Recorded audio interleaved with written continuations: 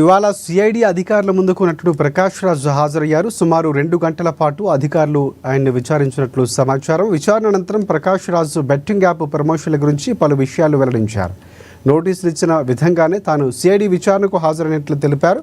గతంలో తాను బ్యాంకు లావాదేవీలకు సంబంధించిన డాక్యుమెంట్స్ సమర్పించానని తెలిపారు ప్రకాష్ రాజ్.